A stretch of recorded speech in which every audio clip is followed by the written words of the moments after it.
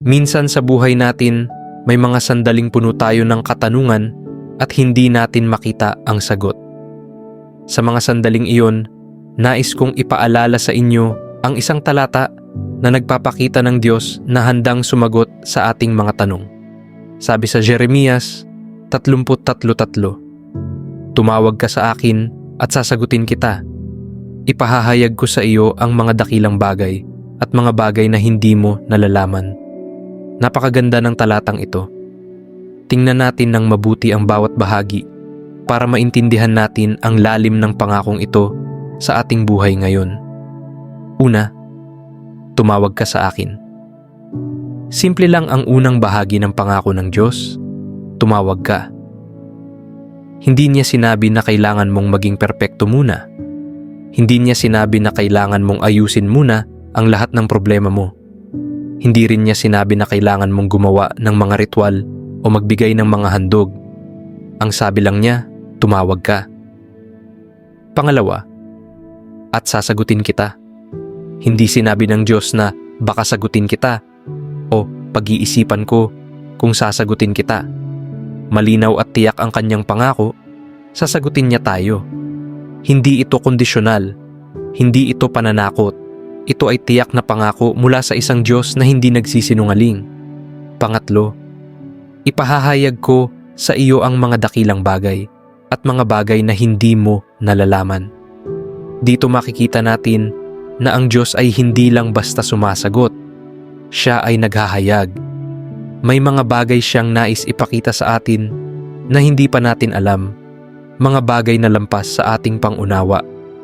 Noong panahong sinabi ito ng Diyos kay Jeremias, nasa napakahirap na sitwasyon ang Israel. Nasa bilangguan si Jeremias. Ang Jerusalem ay napalibutan ng mga kaaway. Para sa marami, mukhang wala ng pag-asa. Pero sa gitna ng kadilimang ito, nagbigay ang Diyos ng pangako. May mga dakilang bagay pa siyang ipapakita. Sa ating buhay ngayon, madalas din tayong nakakaranas ng mga panahong tulad nito. May mga problema tayong hindi natin makita ang solusyon. May mga tanong tayong hindi natin makita ang sagot. May mga pangarap tayong parang imposibleng mangyari. Pero ang talata ay nagtuturo sa atin ng tatlong mahalagang bagay. Una, ang Diyos ay handang makinig. Binigyan niya tayo ng panahon at atensyon. Inaanyayahan niya tayong tumawag sa Kanya. Ano man ang oras, ano man ang sitwasyon. Pangalawa, ang Diyos ay handang sumagot. Hindi niya tayo binibigyan ng pangako na walang katuparan.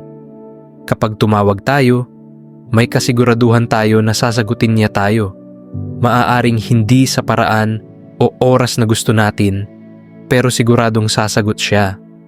Pangatlo, ang Diyos ay may mas malaking plano kaysa sa nakikita natin. Madalas, limitado ang ating pananaw. Akala natin alam na natin ang lahat ng posibilidad. Pero ang Diyos ay nangangako na may mga dakilang bagay pa siyang ipapakita sa atin, mga bagay na lampas sa ating inaasahan. Ngayon, sama-sama tayong lumapit sa ating Ama sa panalangin. Makapangyarihang Diyos, aming mapagmahal na Ama, lumalapit kami sa iyo ngayon, dala ang aming mga katanungan at pangangailangan. Salamat sa iyong paanyaya na tumawag sa iyo. Salamat sa pangako na sasagutin mo o kami.